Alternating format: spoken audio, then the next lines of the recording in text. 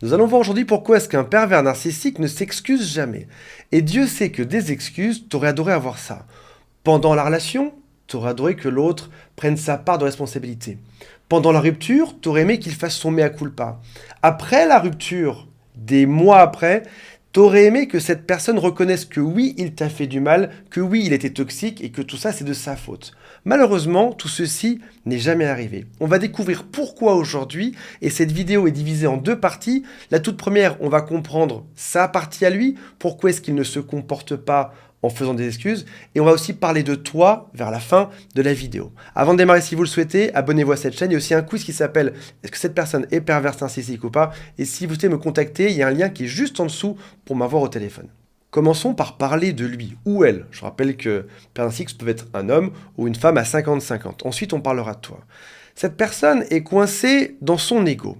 Il t'a dit des phrases, ou en tout cas, il t'a fait comprendre qu'il était supérieur. Il se prend pour un demi-dieu, à moitié humain. Toi, par contre, il ne te voit pas comme un demi-dieu. Il nous voyait plutôt comme un ver de terre, une fourmi, quelque chose d'insignifiant. Peut-être même une poussière, un grain de sable, ou alors un vieux truc qui est jeté par terre. Ce qui est étonnant là-dedans, c'est que lui se prend pour un demi-dieu, pour autant, ses actions ne sont pas cohérentes avec ce qu'il dit. Quelqu'un qui te dit je suis génial, s'il l'est réellement, dans ce cas-là, c'est mérité. Admettons qu'un très bon chanteur professionnel te dise je chante bien. Tu dirais oui, en effet, c'est ton métier, ta carrière, et tu chantes très bien, et tu remplis des salles de gens qui viennent te regarder. Donc forcément, tu joues bien. Mais là, cette personne perverse narcissique te dit qu'elle est géniale sans pour autant rien faire pour l'être réellement. On parle de congruence. Les plus vieux d'entre vous doivent connaître Droopy, qui disait toujours I'm happy, je suis heureux, mais qui ne l'était pas du tout, qui tirait la tête comme ça. On dit que c'est pas congruent. Ses actions ne correspondent pas à ses paroles. Lorsqu'il se prend pour un demi-dieu, il ne peut pas s'excuser, parce que ça remettrait en cause les fondements même de ses croyances. Il fait croire à tout le monde qu'il est génial. Il explique haut et fort à quel point c'est une personne qui est parfaite, talentueuse, géniale. Mettez-moi en commentaire si vous avez eu ce genre de mots. Un demi-dieu, c'est quelqu'un qui est parfait, ou en tout cas pas loin de l'être. Quelqu'un qui est brillant, qui flotte dans les airs. Et donc, il ne peut pas faire d'excuses parce que ça le rendrait humain. L'erreur est humaine, rappelez-vous. Maintenant, pense à ça différemment. Est-ce qu'un serpent pourrait s'excuser du fait d'être un serpent? Probablement pas. Il est juste comme ça. C'est une personne qui est maléfique, qui ne s'excuse pas. C'est partie de sa stratégie de manipulation aussi. En parlant de manipulation, on y reviendra un peu plus tard.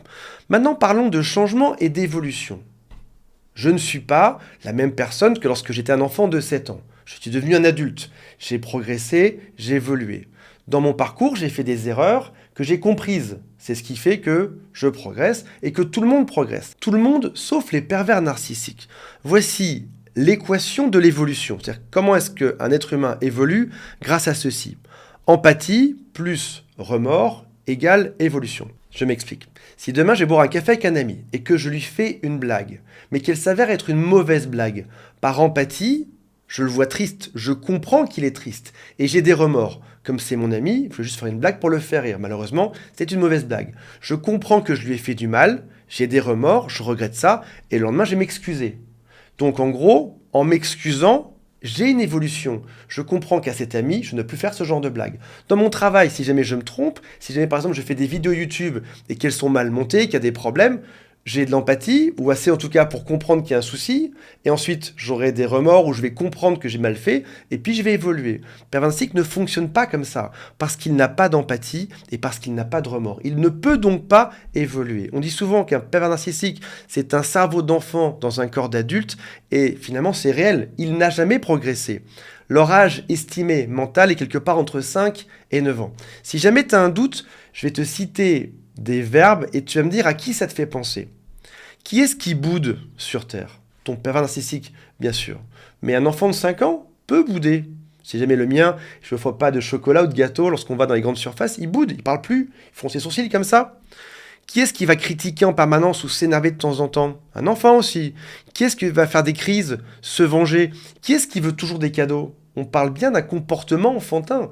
Cette personne perverse narcissique a un comportement enfantin parce que lorsque tu n'as pas d'empathie, tu ne peux pas comprendre l'autre. Tu peux faire semblant de comprendre l'autre, mais tu ne peux pas arriver à le comprendre profondément au fond de lui.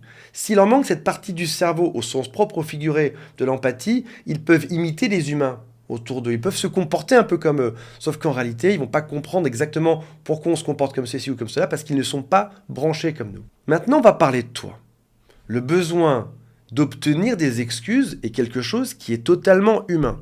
Dans un couple normal, avec un père narcissique, une personne toxique, on n'est pas dans un couple normal. Mais dans un couple qui serait sain, on dit toujours que c'est 50-50. 50%, c'est moi qui ai créé ce problème, 50% c'est aussi l'autre.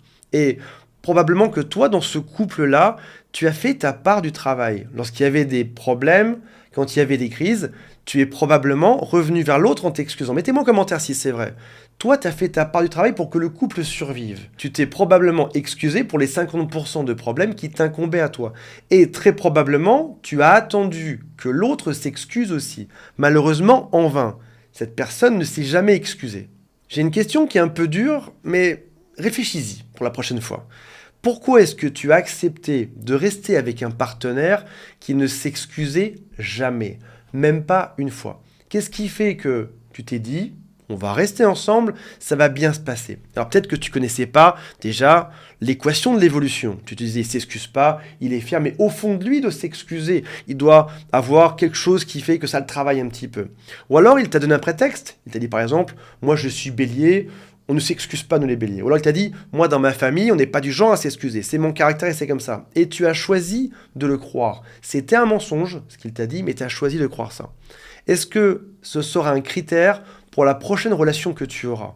Si jamais tu es en couple avec quelqu'un qui ne s'excuse pas, tu ne dois pas rester dans ce couple. Que ce soit une personne perverse narcissique ou même une autre personne. Parce que ça signifie que le couple aura une durée de vie limitée. Tu ne peux pas t'excuser pour toi, mais aussi pour l'autre. Il faut que les deux le fassent. C'est pas ton rôle d'excuser tout le monde dans la salle. Alors je m'excuse pour moi d'avoir dit ça, et je t'excuse de ne pas t'être excusé, tu vois. Ça n'aurait même pas de sens. Et forcément, tu vas arriver sur des problèmes qui seront de plus en plus gros et qui ne se régleront jamais. Ne reste jamais en relation avec une personne qui ne s'excuse pas, parce que ta relation ne progressera pas. Tu as probablement aussi voulu avoir des excuses après la rupture amoureuse, et surtout quand tu as compris la supercherie. Tu as vu ces vidéos qui parlent de perversion narcissique, et tu t'es dit, mais c'est bon, c'était une arnaque en fait. Ce mec-là était une arnaque, ou cette femme-là était une arnaque, et c'était fait de manière consciente, et j'ai découvert ce qui se tramait. Maintenant que je l'ai découvert, tu peux l'avouer. C'est un peu comme si jamais tu attrapais un voleur la main dans le sac, et tu dis, c'est bon, non, tu peux avouer. J'ai vu ce que tu as fait, je l'ai observé, tu peux me le dire. Là, ce qui est compliqué, c'est que tu veux qu'il s'excuse, qu'il admette tout ce qu'il a fait, déjà parce que tu es conscient de tout ce qui s'est passé, parce que tu es en train de tout déchiffrer, de tout comprendre, mais aussi parce que ça te permettrait de savoir que tu n'es pas fou. Tu m'as critiqué pendant des années, tu m'as rabaissé, tu m'as modifié ma réalité, tu m'as utilisé, tu m'as volé, tu m'as dit droit dans les yeux que j'étais dingue, et maintenant c'est bon, j'ai compris ton jeu. Donc maintenant tu devrais l'accepter, que tu es pervers narcissique, tu devrais me dire oui, c'est vrai, je t'ai exploité, je t'ai rabaissé, parce qu'au fond de toi, tu te sentirais libre, tu te sentirais mieux. C'est pas toi le fou là-dedans. Pendant des années, tu as expliqué à tout le monde que tu vivais quelque chose d'atroce, et enfin, s'il s'excusait, ce ne serait plus toi le fou, mais ce n'est pas le cas. Cette personne continue à prôner le fait que c'est toi qui es dingue. Et s'il ne s'excuse pas à ce moment-là, c'est parce que c'est une méthode pour continuer la torture, même lorsqu'on n'est plus ensemble. Il ne s'excusera jamais pour te faire de la peine le plus longtemps possible. Et en plus, il va augmenter l'injustice, c'est-à-dire que non seulement il ne s'excusera pas, mais en plus, il va lancer une campagne de dénigrement contre toi. Il va dire à tout le monde tout ce que tu as fait, il va inventer des choses pour que ça augmente l'injustice et que tu lui en veuilles d'autant plus. Donc en gros, ce qu'il fait, c'est encore pire que de ne pas s'excuser. Alors comment vaincre une personne qui est perverse narcissique? On se rappelle de la phrase que je mets très souvent dans mes vidéos, on a gagné la partie lorsqu'on est parti. C'est d'arriver à en avoir rien à faire, d'avoir ses excuses ou pas. Tu sais maintenant à quel type de personnage tu as eu affaire, qu'il te l'avoue pas, c'est pas très important, toi tu pars. Et il y a quelque chose d'intéressant aussi qui fait que deux profils sont complémentaires. Je parle des pervers narcissiques et des dépendants affectifs qui viennent s'imbriquer, mais quasiment parfaitement l'un dans l'autre. Une personne qui est dépendante affective, comme j'ai pu l'être pendant des années, confie sa propre valeur à l'autre.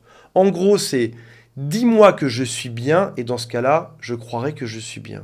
Ou dis-moi que je suis nul, et dans ce cas-là, je croirai que je suis nul. En gros, tu remets la décision de ta propre valeur à quelqu'un d'autre. Ce qui paraît délirant maintenant que j'ai réussi à vaincre cette dépense affective, mais à l'époque, oui, j'avais besoin qu'on me répète que j'étais une bonne personne, et ce que je pensais de moi-même ne venait pas de moi, devait venir de mon partenaire. Et quand ton partenaire est détraqué, forcément, c'est la catastrophe. Et pense bien une chose, si tu as besoin que l'autre s'excuse, c'est qu'encore une fois, tu es en train de lui remettre ta propre valeur entre ses mains à lui.